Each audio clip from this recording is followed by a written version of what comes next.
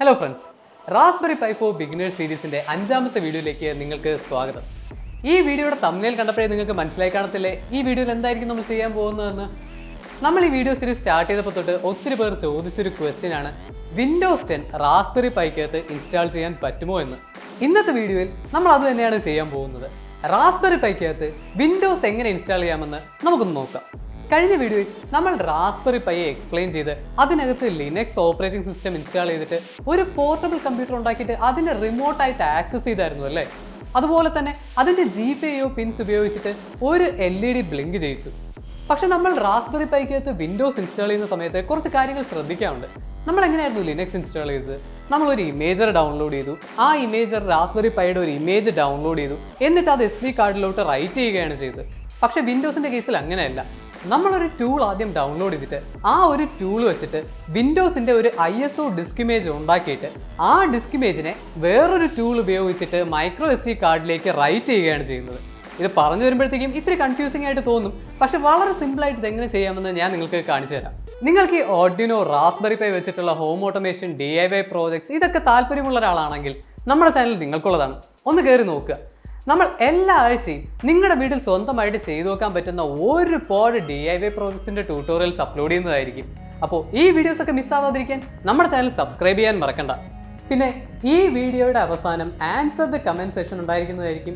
ആ ഒരു പാർട്ടിൽ നമ്മൾ തൊട്ട് മുമ്പ് അപ്ലോഡ് ചെയ്ത വീഡിയോയിൽ നിങ്ങൾ കമൻറ്റ് ചെയ്ത് ചോദിച്ച എല്ലാ ക്വസ്റ്റ്യൻസിനും നമ്മൾ ആൻസർ ചെയ്യുന്നതായിരിക്കും. അപ്പോൾ നമുക്ക് വിൻഡോസ് ഇൻസ്റ്റാൾ ചെയ്യാൻ പോവാം. ഓക്കെ ഫ്രണ്ട്സ്, നമുക്കപ്പോൾ സ്റ്റാർട്ട് ചെയ്യാം. ആദ്യം ഏതെങ്കിലും ഒരു ബ്രൗസർ എടുത്തിട്ട് ഗൂഗിളിനകത്ത് WOR പ്രോജക്റ്റ് എന്ന് സെർച്ച് ചെയ്യുക. എന്നിട്ട് ഇവിടെ ഡൗൺലോഡ് എന്ന് പറയുന്ന ഒരു ലിങ്ക് കണ്ടില്ലേ, ആ ലിങ്ക് ക്ലിക്ക് ചെയ്ത് ഓപ്പൺ ചെയ്യുക. ആദ്യം നമുക്ക് ഇമേജറാണ് വേണ്ടത്. ഇവിടെ കണ്ടില്ലേ Windows on raspberry pi imager, അത് ക്ലിക്ക് ചെയ്ത് ഡൗൺലോഡ് ചെയ്യുക. ഓക്കെ, ഡൗൺലോഡിങ് സ്റ്റാർട്ട് ആയിട്ടുണ്ട്. ഈ സമയം നമുക്ക് വിൻഡോസിൻ്റെ ഇമേജ് ജനറേറ്റ് ചെയ്യാൻ വേണ്ടിയുള്ള സോഫ്റ്റ്വെയർ ഡൗൺലോഡ് ചെയ്യാം. ഇനി താഴോട്ട് സ്ക്രോൾ ചെയ്ത് വരുമ്പോഴത്തേക്കും ഗെറ്റിംഗ് വിൻഡോസ് ഇമേജസ് കണ്ടില്ലേ, അതിൻ്റെ താഴെ ARM64 കാണും. അതിൻ്റെ താഴെ UUP ഡംപ് എന്ന് പറയുന്ന ലിങ്ക് ക്ലിക്ക് ചെയ്യുക. ഈ കാണുന്ന വെബ് പേജിൽ ഏറ്റവും മുകളിൽ കണ്ടില്ലേ ലേറ്റസ്റ്റ് പബ്ലിക് റിലീസ് ബിൽഡ്, അതിൽ ARM64 എന്ന് പറയുന്ന ലിങ്ക് ക്ലിക്ക് ചെയ്യുക. ഓക്കെ, എന്നിട്ട് ഈ ഒരു പേജിൽ ഏറ്റവും ലേറ്റസ്റ്റ് വേർഷൻ ക്ലിക്ക് ചെയ്യുക. അടുത്ത പേജിൽ ലാംഗ്വേജ് സെലക്ട് ചെയ്യുക, എന്നിട്ട് നെക്സ്റ്റ് ബട്ടൺ ക്ലിക്ക് ചെയ്യുക. എന്നിട്ട് വിൻഡോസിൻ്റെ ഏത് വേർഷനാണ് വേണ്ടത് അത് സെലക്ട് ചെയ്യുക. എന്നിട്ട് പിന്നെയും നെക്സ്റ്റ് ബട്ടൺ ക്ലിക്ക് ചെയ്യുക. ഇനി ഈ ഒരു പേജിൽ download and convert to ISO എന്ന് പറയുന്ന ഓപ്ഷൻ സെലക്ട് ചെയ്യുക. എന്നിട്ട് ക്രിയേറ്റ് ഡൗൺലോഡ് പാക്കേജ് ക്ലിക്ക് ചെയ്യുക. ക്ലിക്ക് ചെയ്യുന്ന സമയത്ത് ഒരു ഫയൽ ഡൗൺലോഡ് ആവുന്നതായിരിക്കും. ഓക്കെ, ഡൗൺലോഡ് ആയി കഴിഞ്ഞു. ഇനി നമുക്ക് ഈ ഒരു ഫയലിനെ നമുക്ക് വേറൊരു ലൊക്കേഷനിലോട്ട് മാറ്റാം. തൽക്കാലത്തേക്ക് നമുക്കതിനെ F ഡ്രൈവിനകത്ത് വിൻഡോസ് 4 പൈ എന്ന് പറയുന്നൊരു ഫോൾഡർ ഉണ്ടാക്കിയിട്ട് അതിനകത്തേക്ക് ഈ ഒരു ഫയൽ പേസ്റ്റ് ചെയ്തിട്ട് ഈ ഒരു ഫയലിനെ എക്സ്ട്രാക്ട് ചെയ്യണം. ഓക്കെ ഓക്കെ ദേ ഏറ്റവും താഴെ ഒരു ഫയൽ ഉണ്ടല്ലേ UUP_download_windows.cmd, അതിൽ റൈറ്റ് ക്ലിക്ക് ചെയ്തിട്ട് റൺ ആസ് അഡ്മിനിസ്ട്രേറ്റർ കൊടുക്കുക. ഇപ്പോൾ സംഭവിക്കുന്നത് എന്താണെന്ന് വെച്ചാൽ ഈ ഒരു ടൂൾ വിൻഡോസിന് ആവശ്യമുള്ള ഫയൽ എല്ലാം കളക്ട് ചെയ്തിട്ട് നമുക്ക് വിൻഡോസ് ഇൻസ്റ്റാൾ ചെയ്യാൻ വേണ്ടിയിട്ട് ഒരു ഡിസ്ക് ഇമേജ് ഉണ്ടായിക്കൊണ്ടിരിക്കുകയാണ്. ഇത് ഒത്തിരി സമയമെടുക്കുന്ന പ്രോസസ്സാണ്. എനിക്ക് 1 മണിക്കൂർ അടുപ്പിച്ചെടുത്തായിരുന്നു. അപ്പോൾ നമ്മൾ ചെയ്ത കാര്യങ്ങളെല്ലാം സക്സസ് ആയെങ്കിൽ ഈ വിൻഡോയിൽ ഇങ്ങനെ ഒരു മെസ്സേജ് കാണിച്ച് സ്റ്റോപ്പായി നിൽക്കും. കണ്ടില്ലേ, removing temporary files, press 0 to exit. അപ്പോൾ 0 പ്രസ് ചെയ്ത് എക്സിറ്റ് ചെയ്യുക. നമുക്ക് വേണ്ട വിൻഡോസിൻ്റെ ഇമേജ് ജനറേറ്റ് ആയോ ഇല്ലെന്നറിയാൻ ഈ ഒരു ഫോൾഡറിനകത്ത് തന്നെ നോക്കിയാൽ മതി. ഇവിടെ കണ്ടില്ലേ ഒരു ISO ഫയൽ, ഇതാണ് നമുക്ക് വേണ്ട സാധനം.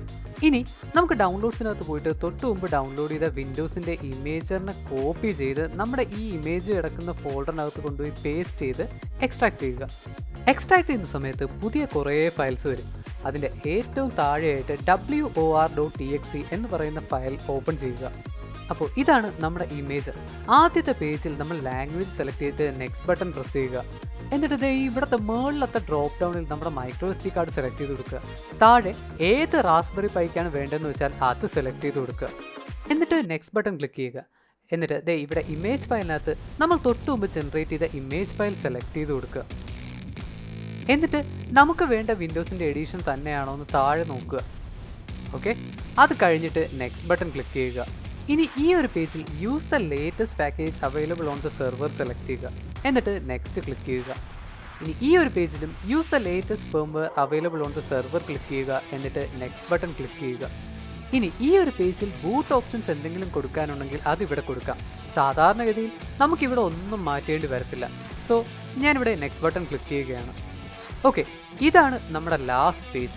എല്ലാം ഓക്കെ ആണെങ്കിൽ നമുക്ക് ഇൻസ്റ്റാൾ ബട്ടൺ ക്ലിക്ക് ചെയ്യാം. ഇപ്പോൾ നമ്മുടെ MicroSD കാർഡിനകത്തോട്ട് വിൻഡോസിൻ്റെ ഇമേജ് റൈറ്റ് ചെയ്തുകൊണ്ടിരിക്കുകയാണ്. ഇതും അത്യാവശ്യം സമയമെടുക്കുന്ന പ്രോസസ്സാണ്. എൻ്റെ കമ്പ്യൂട്ടറിനകത്ത് 30 മിനിറ്റ് അടുപ്പിച്ചെടുത്തായിരുന്നു. ഓക്കെ, ഇപ്പോൾ ഓൾമോസ്റ്റ് എല്ലാം റെഡി ആയിട്ടുണ്ട്. ഇത് ഫിനിഷായി. ഇനി നമുക്ക് ഈ ഫിനിഷ് ബട്ടൺ ക്ലിക്ക് ചെയ്തിട്ട് MicroSD കാർഡ് കമ്പ്യൂട്ടറിൽ നിന്നും ഊരാവുന്നതാണ്. ഓക്കെ, ഇനി MicroSD കാർഡ് നമ്മുടെ കമ്പ്യൂട്ടറിൻ്റെ USB-യിൽ നിന്ന് റിമൂവ് ചെയ്ത് റാസ്ബെറി പൈക്കകത്തേക്ക് കണക്ട് ചെയ്യുക. ഓക്കെ, ഇനി നമുക്ക് ബാക്കിയുള്ള ഹാർഡ്വെയർ എല്ലാം കണക്ട് ചെയ്യാം. നമുക്കിപ്പോൾ ഹാർഡ്വെയർ എന്ന് പറയാനായിട്ട് കീബോർഡും മൗസും മോണിറ്ററും മാത്രമേ ഉള്ളൂ. ഓക്കെ, ഇത്രയും കണക്ട് ചെയ്ത് കഴിഞ്ഞിട്ട് പൈ സെക്യൂർ ആയിട്ടുള്ള ഒരു സ്ഥലത്തേക്ക് വെക്കുക. അത് കഴിഞ്ഞ് നമുക്കിത് ഓൺ ചെയ്യാം. എല്ലാം സക്സസ്ഫുൾ ആയെങ്കിൽ ഈ മോണിറ്ററിൽ റാസ്ബെറി പൈയുടെ ലോഗോ വരുന്നതായിരിക്കും. ഓക്കെ, ബൂട്ടിംഗ് സ്റ്റാർട്ട് ആയിട്ടുണ്ട്. ഇനി ഞാൻ ക്യാമറ മോണിറ്ററിലേക്ക് ഫോക്കസ് ചെയ്യുകയാണ്. ഓക്കെ, സെറ്റല്ലേ? നിങ്ങൾ 2GB റാമുള്ള റാസ്ബെറി പൈ ആണ് യൂസ് ചെയ്യുന്നതെങ്കിൽ വിൻഡോസിൻ്റെ ഫസ്റ്റ് ബൂട്ട് എന്ന് പറയുന്നത് അത്യാവശ്യം കുറച്ച് സമയമെടുക്കുന്ന പ്രോസസ്സാണ്.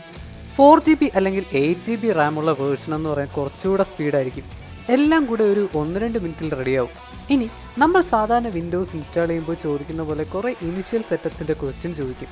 അവിടെ ആയിരിക്കും നമ്മൾ യൂസർ നെയിമും പാസ്വേഡും സെക്യൂരിറ്റി ക്വസ്റ്റ്യൻസും എല്ലാം പറയുന്നത്. ഈ സ്റ്റെപ്സ് എല്ലാം വളരെ സിമ്പിൾ ആൻഡ് സ്ട്രെയിറ്റ് ഫോർവേഡാണ്. നിങ്ങൾ ബോർ അടുപ്പിക്കേണ്ടെന്ന് വിചാരിച്ചിട്ടാണ് ഞാനിപ്പോൾ ഫാസ്റ്റ് ഫോർവേഡ് ചെയ്യുന്നത്. ഓക്കെ, നമ്മുടെ സെറ്റപ്പ് ഓൾമോസ്റ്റ് ഫിനിഷ് ആവാറായിട്ടുണ്ട്. Okay, done. നമ്മുടെ റാസ്ബെറി പൈയിൽ ഓടുന്ന വിൻഡോസ് 10 ആണ് ഈ കാണുന്നത്. നമുക്കിനി ആ സ്റ്റാർട്ട് ബട്ടൺ ഒന്ന് പ്രസ് ചെയ്ത് നോക്കാം. കണ്ടില്ലേ, നമ്മുടെ സാധാരണ വിൻഡോസ് 10 എല്ലാ ഡീഫോൾട്ട് ആപ്ലിക്കേഷൻസും ഉണ്ട്. അപ്പോൾ ഫ്രണ്ട്സ്, ഇങ്ങനെയാണ് റാസ്ബെറി പൈക്കകത്ത് വിൻഡോസ് 10 ഇൻസ്റ്റാൾ ചെയ്ത് വർക്ക് ചെയ്യിക്കുന്നത്. പക്ഷേ ഈ റാസ്ബെറി പൈക്കകത്ത് ഇൻസ്റ്റാൾ ചെയ്ത വിൻഡോസ് 10 നമ്മുടെ ഡെസ്ക്ടോപ്പ് PC-ക്കകത്തുള്ള വിൻഡോസ് 10 വെച്ചിട്ട് കമ്പയർ ചെയ്യാൻ പോലും പറ്റത്തില്ല. കാരണം അതിനകത്ത് വർക്ക് ചെയ്യുന്ന ഒരുപാട് സോഫ്റ്റ്വെയർസ് ഇതിനകത്ത് വർക്കാവത്തില്ല. ഒരു കാരണം എന്താണെന്ന് വെച്ചാൽ റാസ്ബെറി പൈ 4-ന് വേണ്ടിയിട്ടുള്ള വിൻഡോസ് 10 ഇപ്പോഴും ഇതിൻ്റെ ഡെവലപ്പേഴ്സ് ടെസ്റ്റ് ചെയ്തുകൊണ്ടിരിക്കുന്നതേ ഉള്ളൂ. അതുകൊണ്ട് തന്നെ ഈ റാസ്ബെറി പൈക്കകത്തുള്ള ഒരുപാട് ഫംഗ്ഷനാലിറ്റീസ് വിൻഡോസ് 10-ന് ആക്സസ് ചെയ്യാൻ പറ്റത്തില്ല. ഒരു ഉദാഹരണം പറയുകയാണെങ്കിൽ റാസ്ബെറി പൈ 4-നകത്ത് വൈഫൈ ഉണ്ട്, ബ്ലൂടൂത്ത് ചിപ്സെറ്റും ഉണ്ട്. പക്ഷേ വിൻഡോസ് 10-നകത്ത് അത് ഡിറ്റക്ട് ചെയ്യത്തില്ല. പക്ഷേ റാസ്ബെറി പൈ 3-ക്ക് വേണ്ടിയിട്ടുള്ള വിൻഡോസ് 10 നോക്കുകയാണെങ്കിൽ അതിനിങ്ങനത്തെ ഒരു പ്രശ്നങ്ങളുമില്ല. അത് ഫുള്ളി ടെസ്റ്റഡ് ആണ്. റാസ്ബെറി പൈ 4-ന് വേണ്ടിയിട്ടുള്ള ഫുള്ളി ടെസ്റ്റഡ് ആയിട്ടുള്ള വിൻഡോസ് 10 താമസിയാതെ റിലീസ് ചെയ്യുന്നത് നമുക്ക് പ്രതീക്ഷിക്കാം. അപ്പോൾ നമുക്ക് Q&A സെക്ഷനിലേക്ക് പോകാം. മുഹമ്മദ് ആദിൽ ചോദിച്ച ക്വസ്റ്റ്യനാണ്, ഇത് വെച്ചിട്ട് ഓർഡിനോ സ്കെച്ച് അപ്ലോഡ് ചെയ്യാൻ പറ്റില്ലേ എന്ന്. പറ്റും. ഓർഡിനോ IDE റാസ്ബെറി പൈക്കും അവൈലബിൾ ആണ്. റാസ്ബെറി പൈക്കകത്ത് ഓർഡിനോ IDE ഡൗൺലോഡ് ചെയ്തിട്ട് നമ്മൾ കമ്പ്യൂട്ടറിനകത്ത് ചെയ്യുന്ന പോലെ തന്നെ സ്കെച്ച് എഴുതി ഓർഡിനോയെ റാസ്ബെറി പൈയുടെ USB പോർട്ടിലേക്ക് കണക്ട് ചെയ്തിട്ട് ഓർഡിനോയ്ക്കകത്തേക്ക് റാസ്ബെറി പൈയിൽ നിന്നും കോഡ് അപ്ലോഡ് ചെയ്യാൻ പറ്റുന്നതാണ്. അതുപോലെ ടെക് എക്സ്യാഷ് ചോദിച്ച ക്വസ്റ്റ്യൻ ആണ്, റാസ്ബെറി പൈ വെച്ച് Google assistant home or Alexa ഉണ്ടാക്കുന്ന പ്രോജക്റ്റ് ചെയ്യുമോ? ചെയ്യാം. നമുക്ക് റാസ്ബെറി പൈക്കകത്ത് മൈക്രോഫോണും സ്പീക്കറും കണക്ട് ചെയ്തിട്ട് ഗൂഗിൾ അസിസ്റ്റൻറ്റും അലക്സയും ഡൗൺലോഡ് ചെയ്ത് ഇൻസ്റ്റാൾ ചെയ്യാവുന്നതേ ഉള്ളൂ.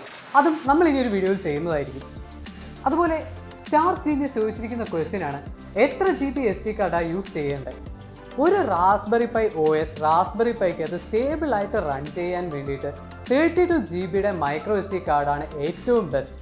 64 GB വരെ പോവും, പക്ഷേ അത് എല്ലാ OSും സ്റ്റേബിൾ ആയിട്ട് റൺ ആവത്തില്ല. അതുകൊണ്ട് എല്ലാവരും റെക്കമെൻഡ് ചെയ്യുന്നത് 32 GB MicroSD കാർഡാണ്. ഞാൻ ഇതുവരെ ചെയ്തിട്ടുള്ള എല്ലാ പ്രോജക്റ്റിലും 32 GB MicroSD കാർഡാണ് യൂസ് ചെയ്തിട്ടുള്ളത്. അതിന് മുകളിലേക്ക് ഞാൻ പോയിട്ടില്ല. അതുപോലെ ടോം അഗസ്റ്റിൻ ചോദിച്ചിരിക്കുന്ന ക്വസ്റ്റ്യൻ എന്ന് പറയുന്നത്, ഹോം ഓട്ടോമേഷൻ സെറ്റ് ചെയ്യുന്നത് പറയാമോ എന്ന്. തീർച്ചയായിട്ടും പറയാം. നമ്മൾ റാസ്ബെറി പൈയുടെ ബേസിക്സ് കഴിഞ്ഞാൽ പിന്നെ അങ്ങോട്ട് തന്നെയായിരിക്കും പോകുന്നത്. ഹോം ഓട്ടോമേഷൻ ഉണ്ടാവും, റോബോട്ടിക്സ് ഉണ്ടാവും, അതുപോലെ ഒരുപാട് DIY പ്രോജക്ട്സ് ഉണ്ടാവും. തീർച്ചയായിട്ടും അതൊക്കെ വരുന്നതായിരിക്കും.